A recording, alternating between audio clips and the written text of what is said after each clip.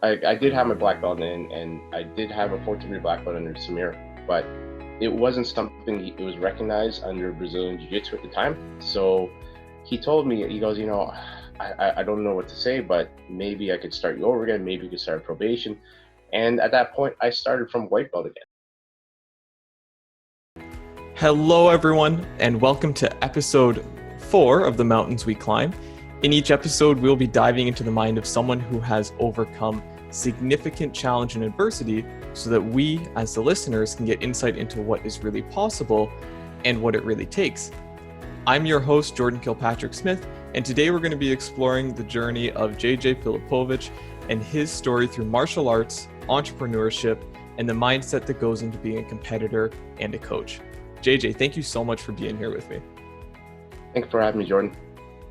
Just before we start, everyone, I'd like to remind you that right below this live video, you can comment and ask questions and be a part of this discussion today. And I really encourage that you do so. So, JJ, can you start us at the beginning? Where do we start? I started martial arts when I was 6. That's when I first got introduced to it. I was into that for until I was about 15. And then I kind of drifted. Like most people at teenagers, they usually drift at that point. I came back in when I was in my early 20s, I think around the late 90s, and I was with Samir Saif. So he was my instructor for about 14 years. After that, I think I was starting to mature into wanting to start my own school. I started Fifth Dimension Training Academy January of 2012, and it was a huge leap. Actually, I was scared because I wasn't sure my qualifications for it. I started coaching in 2005, so I had a few years under my belt. But it's just the idea of running your own school, wearing so many hats as far as the administrator, running curriculums. It was super fun when you can just coach and train and all these other things. But then you got to worry about rent now. You got to worry about the politics of how certain things happen and how you approach things. And then I also wanted to start my affiliation with someone. I knew I was a multidiscipline school. Like I trained under several disciplines under Samir. I kind of wanted to specialize into one or two martial arts in particular. So I pursued Muay Thai and Jiu-Jitsu. So for my Jiu-Jitsu side, that's actually the side I really started having a passion for. I used to go to Vegas a lot in my younger days with my brother and a few friends. But the one time, I think in 2010, I ran into Robert Drysdale at his school. He opened up a school in Las Vegas. I knew who he was. I knew his accolades. So I approached him when I started my school up, about 6 months after I was open. It was funny because when I went to his school, he kind of looked at me and said, nobody's really approached me in this manner. Like I didn't really have the qualifications he was looking for as far as wearing his banner, wearing his name. So Which were with what? my black belt, I'm sorry? Like, what were the qualifications he was looking for? Well, it's more a matter of Brazilian Jiu-Jitsu is a fairly tight community. So most people know who each other are. So if you look to start an affiliation, people tend to know who you are and people tend to know where you come from. I did have my black belt and I did have a fourth degree black belt under Samir, but it wasn't something it was recognized under Brazilian Jiu-Jitsu at the time. So he told me, he goes, I don't know what to say, but maybe I could start you over again. Maybe you could start probation.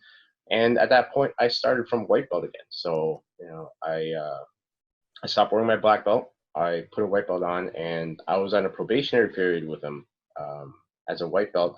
And I didn't get my blue until my first competition later that year. So it was pretty crazy that I would have to put this back on again. I would have to start to learn to compete again. I would have to learn all the new rule sets. I never, at the time, I never actually competed in a Brazilian Jiu-Jitsu competition. So it was a bit daunting. It was funny because it was also, I went down to Vegas by myself. I don't think I told it too many people. I said, I'm going to go down and go meet with Robert. I'm going to go and tell him, look, I run a school in Hamilton, Ontario, and I want to be affiliated under you.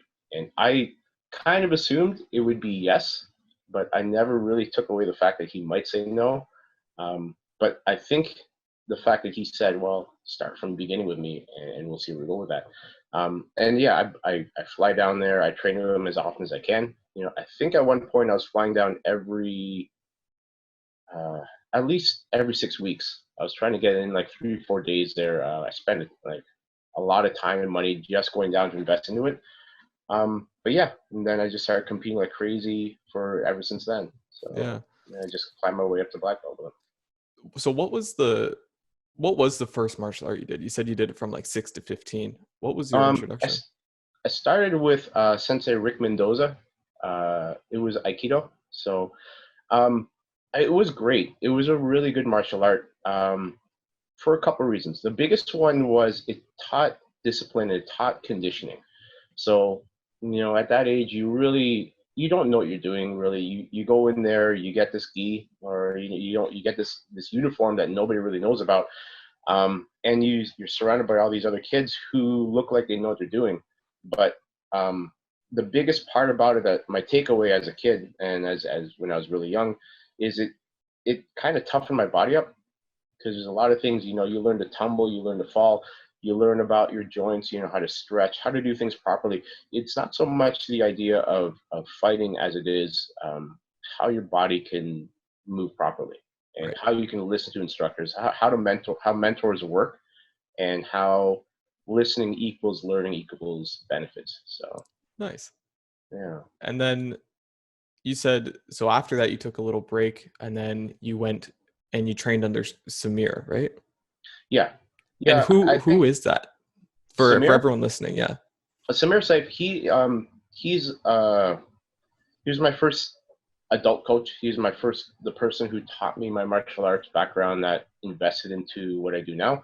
Um, like I said, for me with him, it was like, I don't know how else to explain it. Like, for me, it kind of set my path and direction in martial arts. Um, Without him, I probably wouldn't be where I am now. So, but for who he is a huge staple in the martial arts community in Ontario and I would say even in Canada. He taught me most of my combatives for martial arts. A lot of my influence was from him, as far as um, it wasn't a particular martial art, but he was the type who would understand things because of the reality-based combatives that he taught. I understood a lot of concepts for striking, understood a lot of concepts for grappling and wrestling. But he also specialized in a lot of Muay Thai, a lot of boxing, a lot of jiu-jitsu. And it was amazing. So from there, I found it's like when I went to engineering, it's the same thing. It taught my core interest in a lot of disciplines, and then I could really pursue what I wanted to after that. Right. Nice. So it gave you this huge base to further like narrow down whatever you wanted, right? Yes. Yeah. Cool. And so you said you got a 4th degree Brazilian Jiu-Jitsu black belt under Samir. I got a 4th degree black belt in Goshin Ryu, which is the style that he taught. It's also called combat reaction. So Okay. yeah, so it was a mix of the blend of all the martial arts that he studied over the years. So it was a lot of Wing Chun, Kung Fu, a lot of Jiu-Jitsu in there, boxing, Muay Thai. So it was a complement of a series of martial arts. Gotcha. Okay. And then you said, well, I want to open this school. I want to pursue Muay Thai and Jiu-Jitsu. You wanted to affiliate under Robert Drysdale. You went down. Robert was like, you got to start at white belt again. Yes. Yeah. So what was that like for you, JJ? Like to have gone through all of that experience and then to be like, well, I got to take this belt off and put a white belt on again. I didn't hesitate at all. Actually, I always think of that the movie Dumb and Dumber, where near the end, Jim Carrey's character would say something, and then I can't remember, Lauren Holly, I think that's the other actress. She would say something like, well, maybe 1 in a million chance. So I was like, so you're saying there's a chance. So Right. as soon as he said, you'll have to put a white belt on, I didn't think he would think I was as eager to say, okay, fine, I'll throw this white belt on. I'm not throwing away my black belt, obviously, because I treasured all the years that I've trained under that. But the fact that he said something that gave me an opportunity to train again, you know, where I think a lot of people would say, you're asking me to throw something away. I looked at it as you're giving me an opportunity to try to do something new. So Yeah. that was my biggest takeaway from that too. It was a challenge to me. It was something he's saying, here's another path. It's going to take you longer to get there, but you know, it's been about 8 years now for me of hard training, hard competing, training every day. But I got there, and if I would have said no at that point, it's still 8 years later for me, and I wouldn't have had the black belt I have now. So it doesn't matter what I did, you know, the time's going to pass anyways. Right. So I so love that message. This wasn't me having to throw something away. This was an opportunity for me. Right. yeah. And the way that we can shift how we look at a situation can totally change the outcome of the situation. Right. Mm-hmm. Amazing. Yeah. And so what was it like for you to teach a school as a white belt, or how did you manage that? I actually didn't start teaching right away Brazilian Jiu-Jitsu. I still taught what I had as a black belt in, which is the combatives and grappling. So I didn't have the specific rule set or the teaching method when I was a white belt still. I didn't start teaching till I was deeper in the blue belt, like around my second stripe. So basically, I still continued to teach my combat reaction style for I think 6 months, and then as soon as I got my blue belt, I was like, okay, I think I'd be proficient enough to teach this. I've been studying a lot of the rule sets, the technique sets. When I first started, Robert gave me a ton of content of the direction of how he likes his classes run. So yeah, I didn't initially start that. You know, a lot of people knew that I was going into a new affiliation. I didn't even say who it was or how it was until it was cemented. Right. But yeah, so I didn't really start into that right away. Gotcha. Cool. And so your first competition, like you are this really like a veteran martial artist, right? Yeah. What was it like for you? Because you said, you know, it was this big challenge for you. Yeah. So here's the thing is, I went down. Here's the crazy part about competing too, and I have a lot of my students who talk about being nervous about competing, and I've given different stories about it. I don't talk about this one so much as when I first started doing the Worlds in California, but this one was it was pretty funny because I went down, and it was my first actually it was my first grappling competition. I shouldn't say Brazilian Jiu-Jitsu because it was under the Nagas. I fought in the Las Vegas Naga competition. So, and for people who don't know what that is, can you explain that?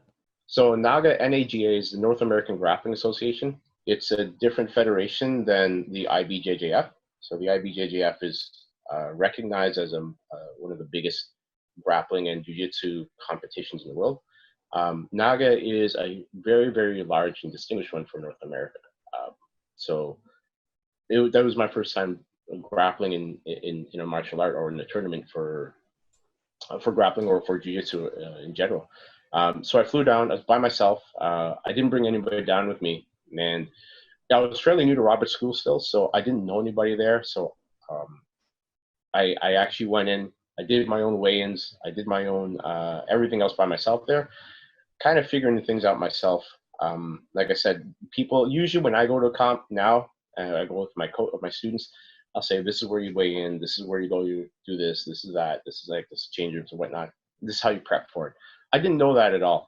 But I went in with a little bit of intuitiveness. I kind of figured out this is where you should do things. And, you know, I met up with Robert the next day at the day of the comp. So the day before, Friday night was my weigh-in. And then Saturday was the day that we compete.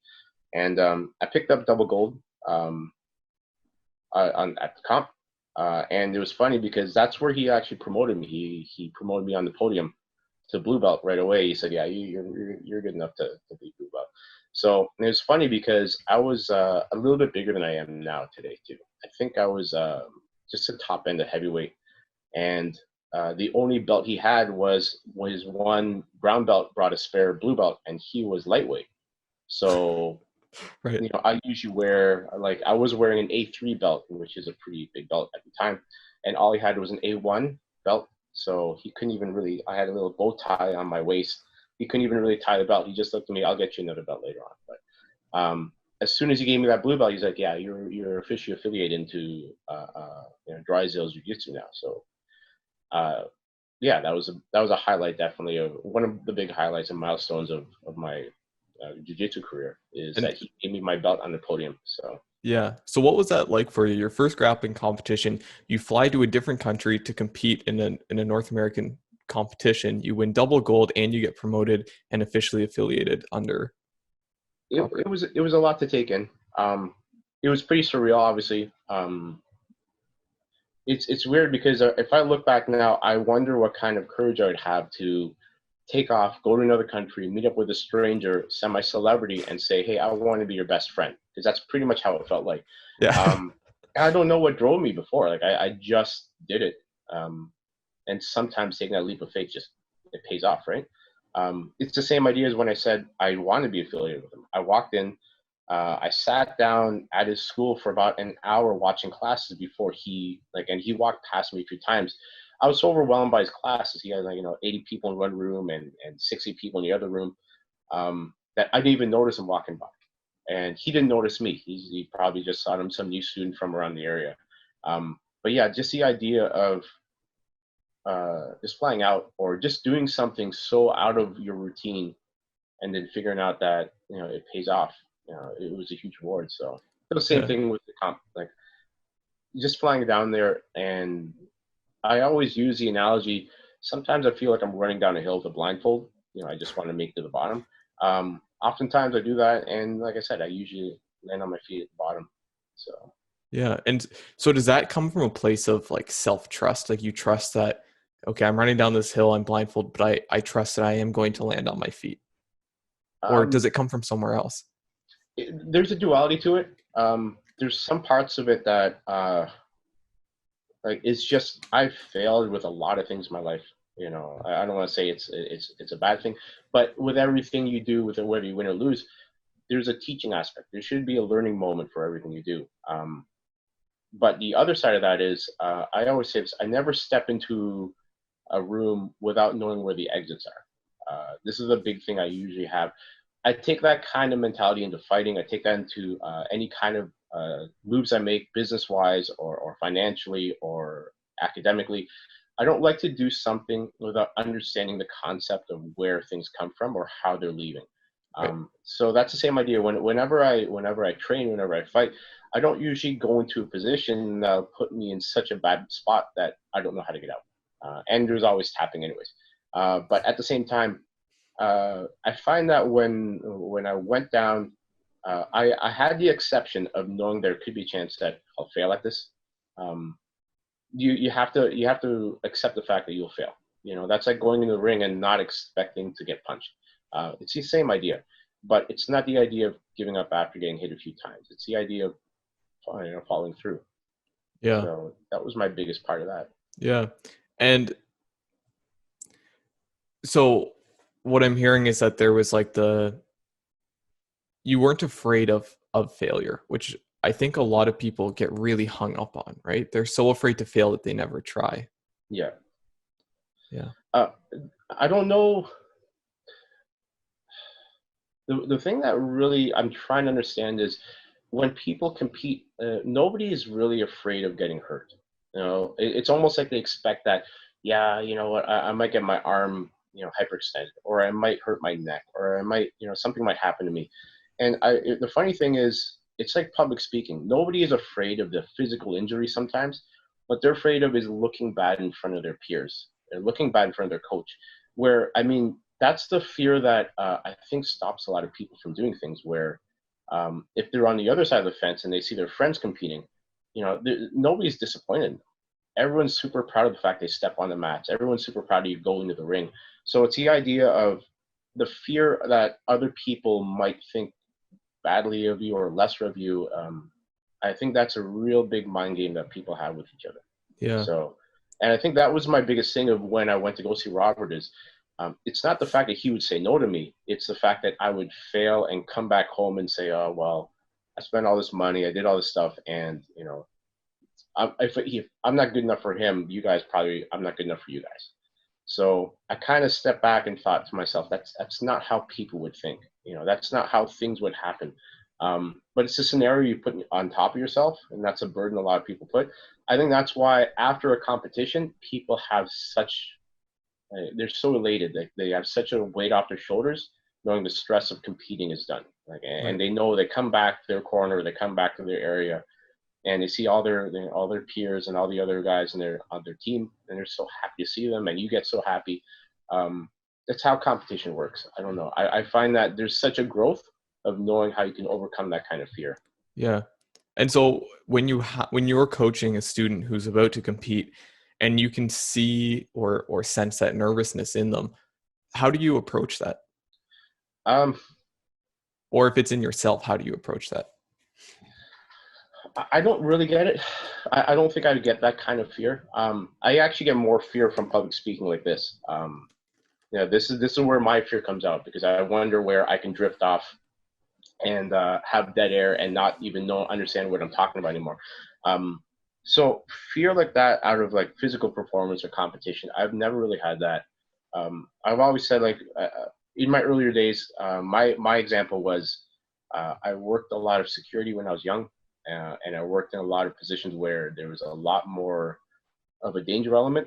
So the fact that I can go from somewhere where a person wanted to really hurt me, like somewhere and to a position where now I'm competing against somebody who's roughly my weight, my skill set.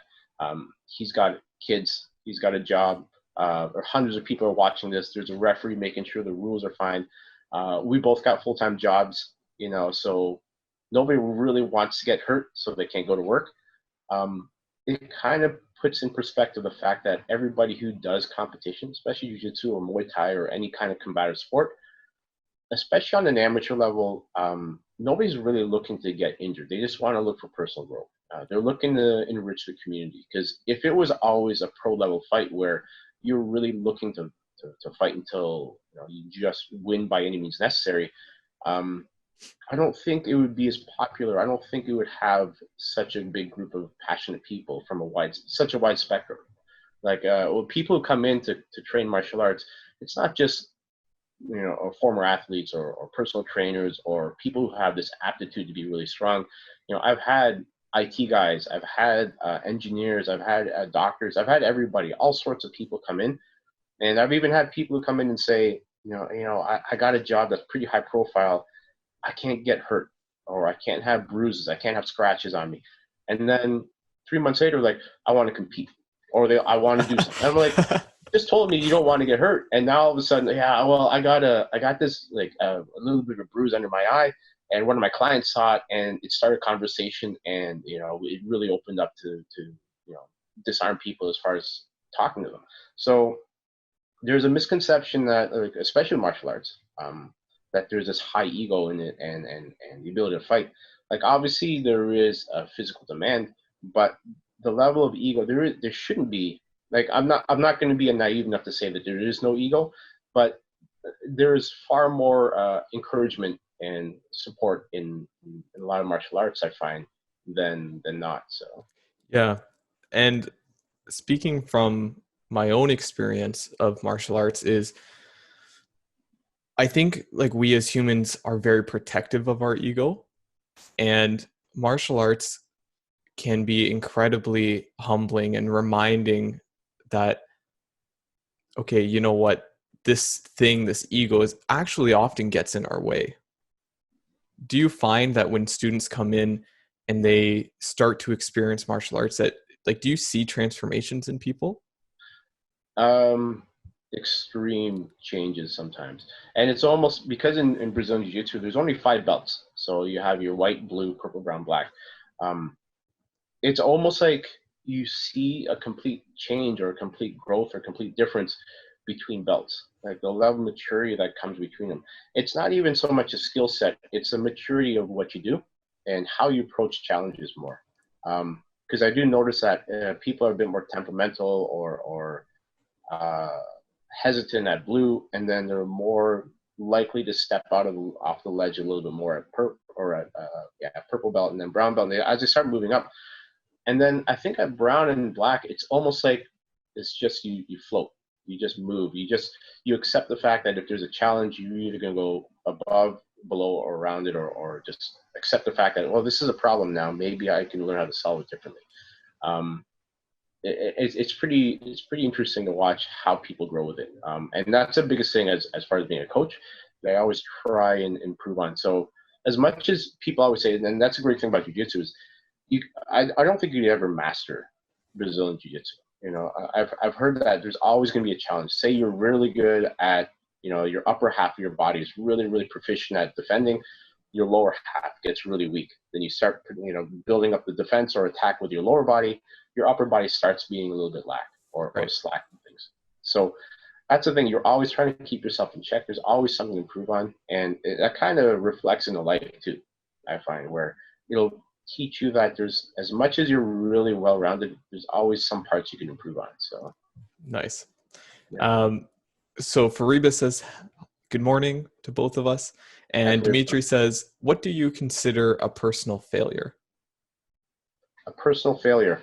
Now, I don't know if if he's asking for a specific or just like the concept of personal failure. Well, I'm going to try and give a broad example. I don't know. I think a personal failure for me would be, that's a good question. And if you don't have an answer, that's okay. I kind of have a few. It's more, it becomes an emotional loss more than anything else. I find a personal failure for me is if I can be as a coach and I find somebody is upset with the way things are going in the school and it's not jiving the way they want, but it's not, they don't want to leave. Or here's the thing is, when I teach at my school, one of the first things I usually say is, I have a specific way of teaching. I have a certain way of doing things. I know there's a lot of schools with a lot of different spectrums and environments of how they teach. If you don't fit in with me well, you could probably go somewhere else, and I would help you find somebody who would have the same attitude you would have. I've had several students leave, and I've had a lot of students leave on very good terms, and I would help them say, well, this guy here, he's more competitive for what you're looking for, or this school here probably has a bit more what you want as far as the energy for, you know, maybe it's a bit more relaxed, or maybe it's a different set you're looking for. For me, a failure would be if somebody leaves and they never train again, or if they, if something happens so negative in my school that they just have a bad taste for martial arts in general. So, which I don't think I've really had that. Everybody that I've seen, and when I see former students and they go to other schools, I still say hi to them. If I see my comp, I'll shake their hand, or I'll even coach them if they have nobody in their corner. And it's more like, I just like to see people's personal growth. And I think a failure for me would be if they just stop growing. Yeah. I love that. What an awesome answer. So I'm really interested to hear, how do you think martial arts like impacts people's mindset? Because I know we just talked about how we like martial arts makes us look at a challenge and then say, now what? What do I do with this, right? How do I overcome this? How can I approach it differently? Are there any other like large parts on how it impacts mindset that jump out to you? Or how it's impacted your mindset? It's sometimes hard to answer questions like this, because when you're immersed in it for so many years, you don't realize some fear elements people have when they come into the place. I do have one student in particular. Obviously, I'm not going to name names, but he's middle aged, like he's around my age too. He's in very good shape, and he told me, like, when he first started coming, he would often sit in the parking lot and be scared to come into class.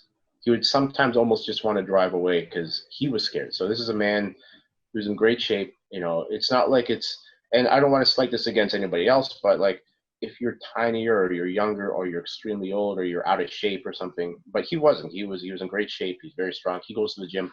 And he would tell me like, man, I would sit in the parking lot. I don't know why I'd be scared to go into class, but I'm scared. And then over time, as he started coming in more consistently, that fear went away and it became curiosity of like, or wanting to learn more, or not, or something about investing your time into understanding how it works. The biggest transition I see is they go from being scared of all these things that they understand to slightly understanding things to starting to be able to, the metaphor I use is starting to have conversations so they understand how to go back and forth, to coming up and seeing brand new students who don't understand what's happening. And now that they understand the concepts of what's happening, they allow themselves to say, well, this is where I had my problems doing this technique or this position. And so you go from this idea of being scared to having an understanding to now, at some degree, being a teacher or being a mentor. And I think that kind of investment is probably one of the biggest things. So you hear about teachers, and teaching is one of the greatest rewards you could have. When you have something and you have a knowledge base that people really understand or they really are passionate about, and you can teach them that, I do think that's a great reward. And that's the biggest quality I see with martial arts, especially with jiu-jitsu. It's such a tactile martial art and such an alien environment for a lot of people to grapple. But when you understand the concepts of it, and then you have other people who want to learn it, there's no feeling like seeing somebody who is interested. And then this goes back to your other question of when you see people transform.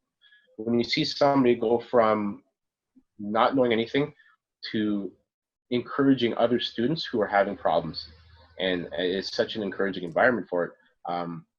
That's a huge part of the reward of seeing how things grow.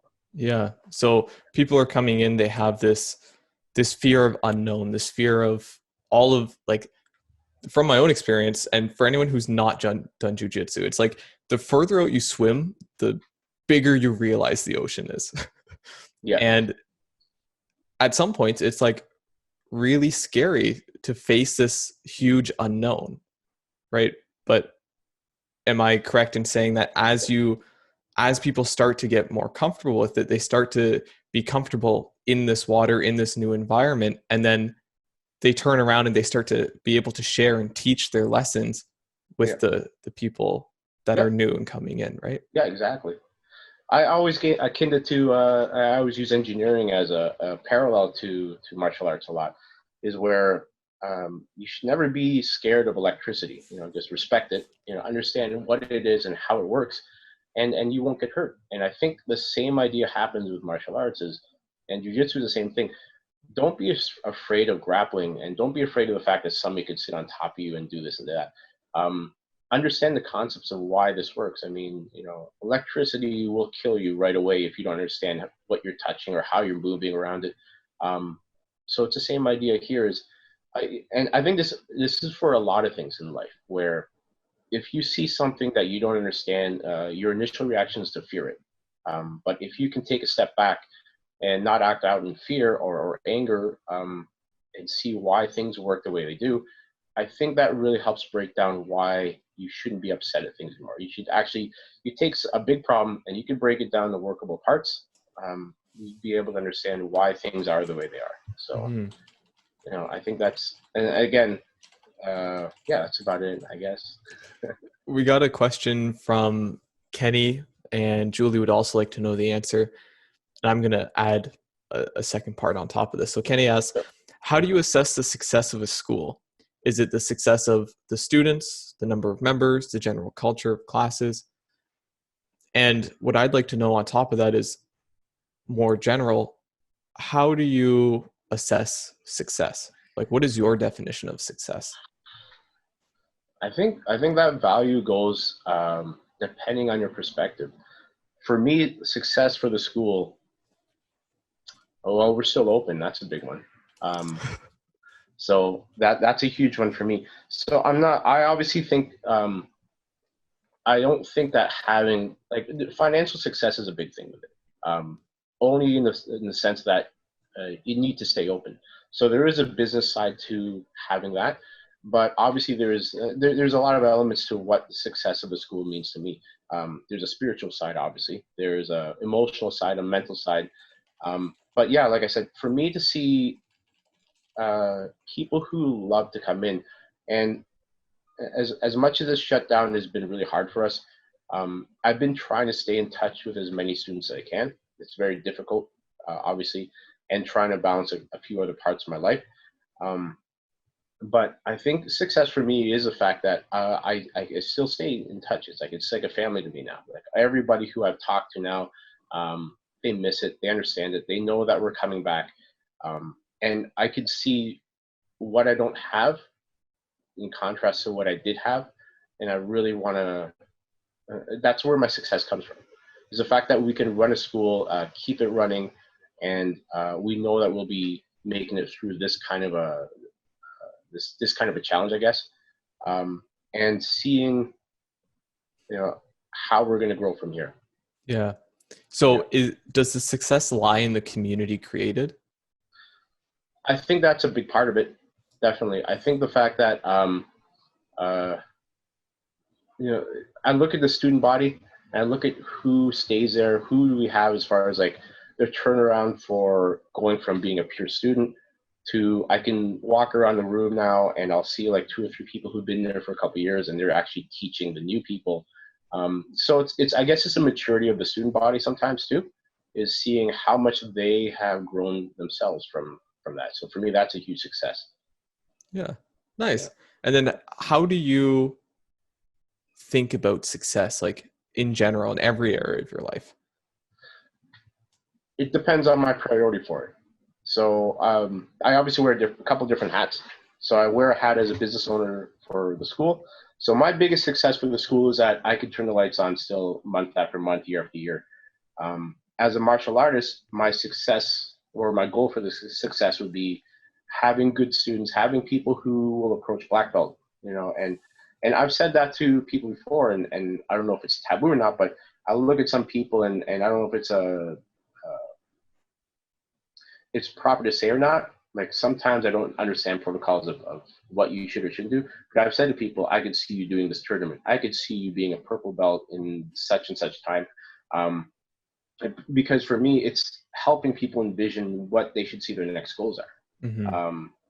I think having that kind of ability to move forward and say, this is what you need to move forward with things, that's a big part of it too. So obviously there's other parts of my life. Like I work out of running in the school too.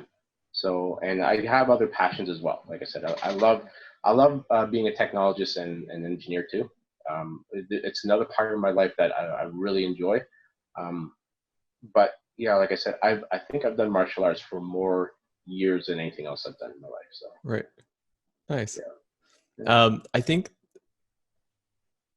the role of the coach in helping people see a future and then helping them take action towards that future is such an important role to play. And whether it's right or not, the fact that you do it, I think, is really commendable, because a lot of people would be afraid to step up and take that. Well, I was gonna say that's my mindset for competing as well. Some schools are very hard set on wanting to compete. Other schools like to show their statistics on, only 1% of our membership actually compete in competitions or they do tournaments. I think we have like at 50, we have a very surprisingly high number of students who compete. I'd say we're probably about 80%, probably 90% of them compete. Almost everyone competes at our school. I think it's because of 2 things. Number one, I don't really put a lot of emphasis on how important it is to compete or how important it is to win at a competition. I think it's obviously very important to win. I don't encourage people, I don't say that there's no value in winning. I think it's very important that you try hard enough and do your best to win. But I maybe it's because of the fact that I have a couple couple other careers. So I have a career outside of martial arts that lets me see things in a little bit bigger picture. Not to say that I put 110% whenever I go and try and compete myself. I'm not going to go into it, halfway. For me, I think if you invest in something, you should invest all your time into it.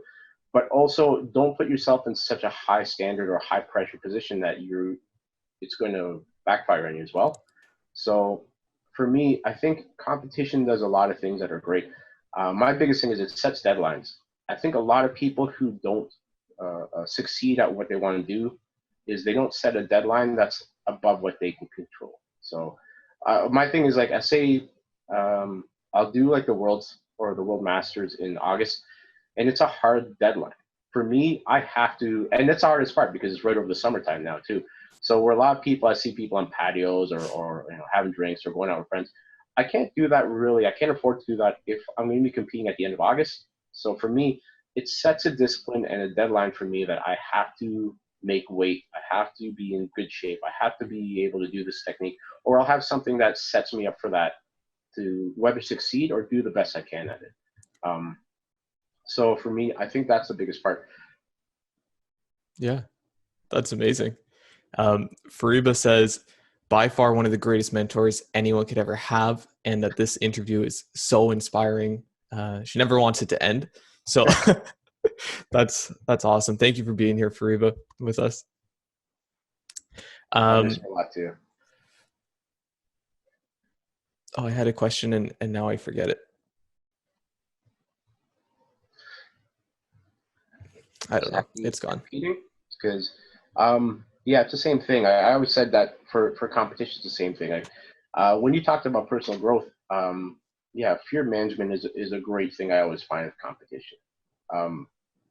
And the one thing I would say whenever we compete is, even if you sign up, what I love about it is, if you want to miss a workout, you always think, well, I look at my bracket, I look at how many people I'm fighting, and I see like all these names. And half the time you're very intimidated by the name itself.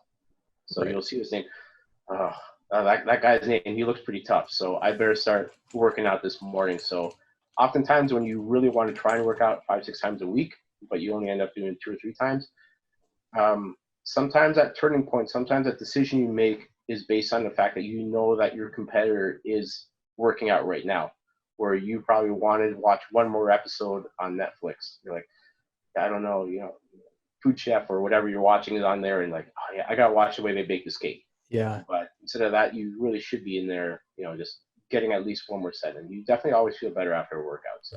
Yeah, absolutely. Yeah. It came to me what I was gonna say, and so I just want to backtrack a little bit.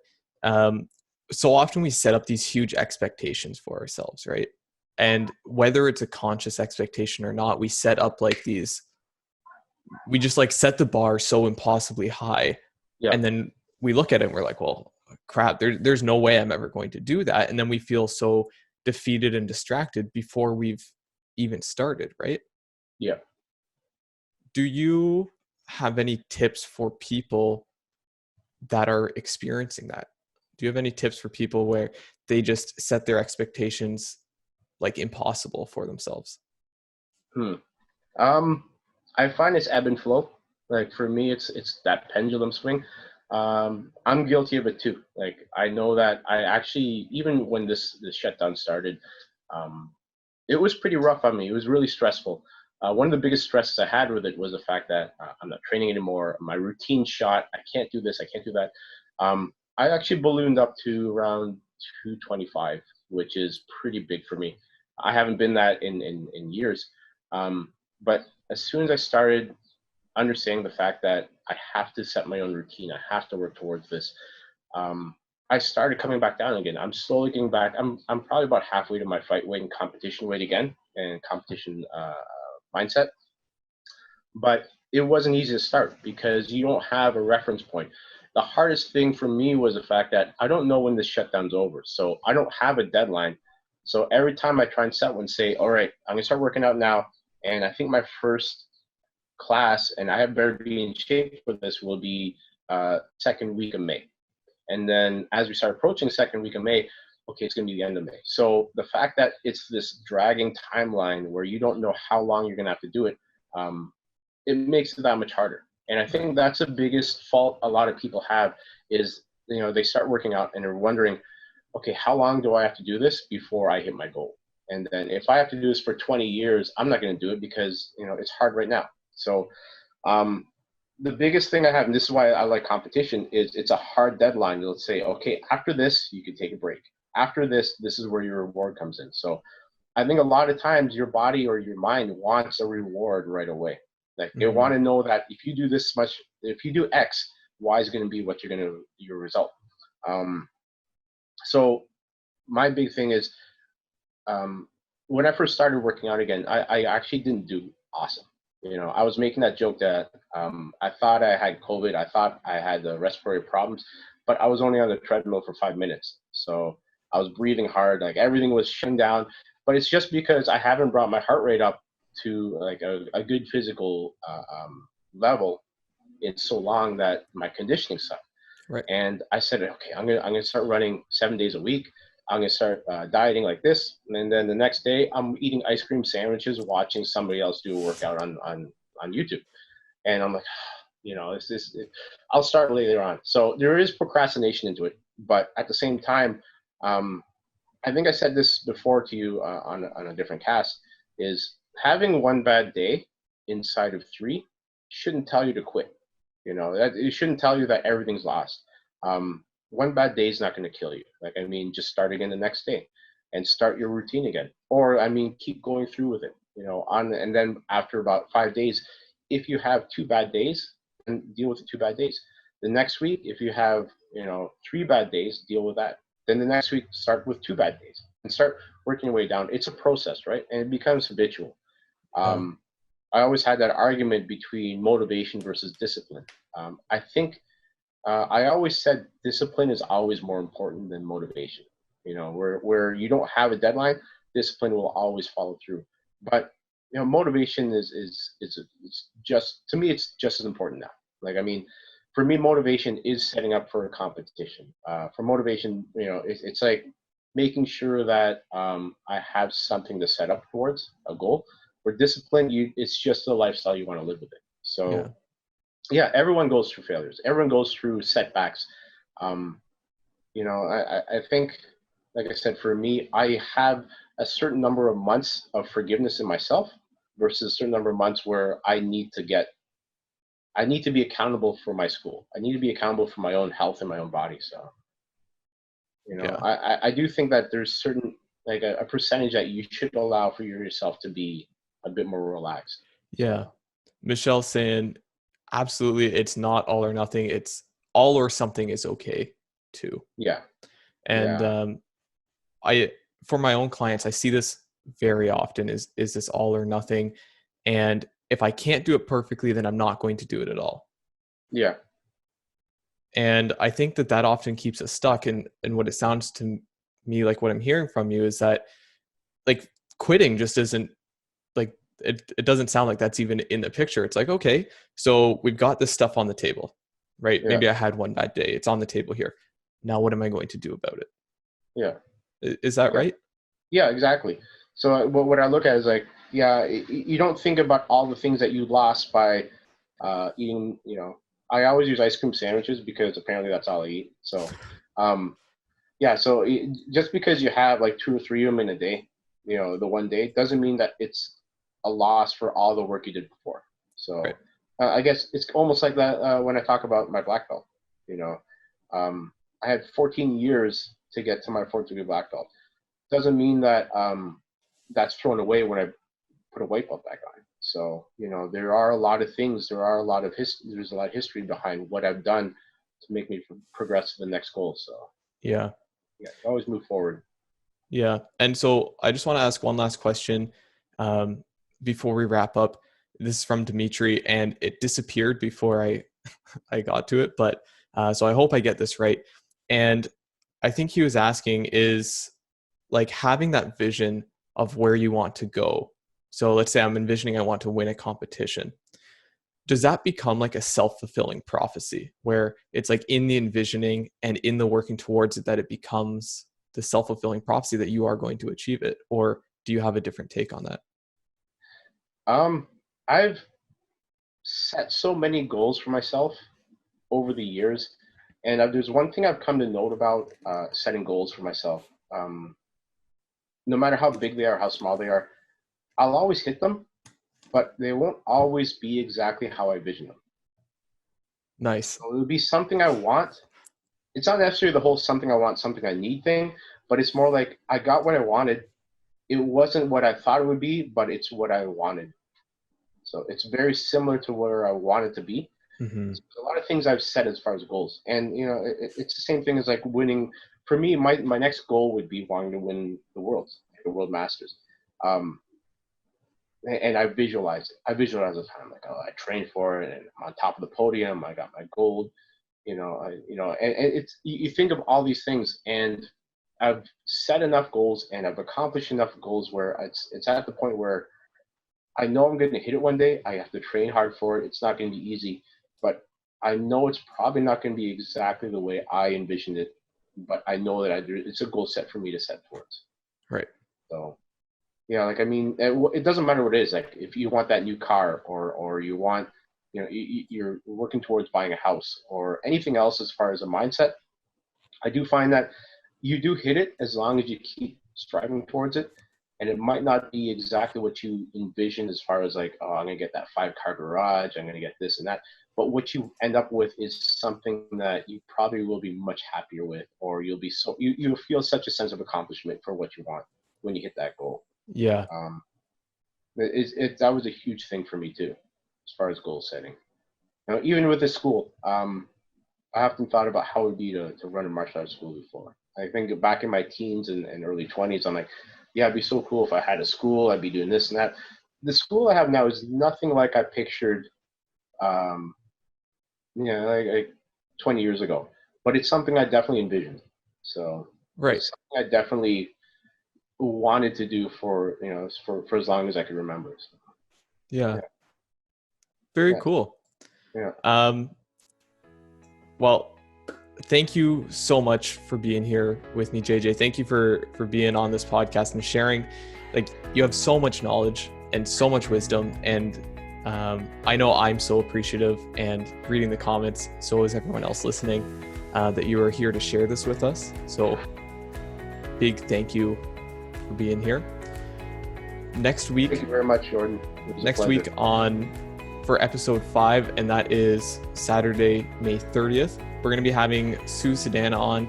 Sue is a life coach, a strategic interventionist, therapeutic touch practitioner, yoga teacher, entrepreneur, and she's fostered, parented 17 children, raised 2 kids of her own.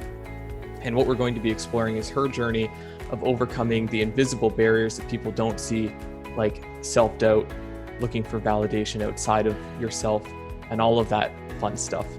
So you can find that right here, 10 a.m. May 30th. See you then.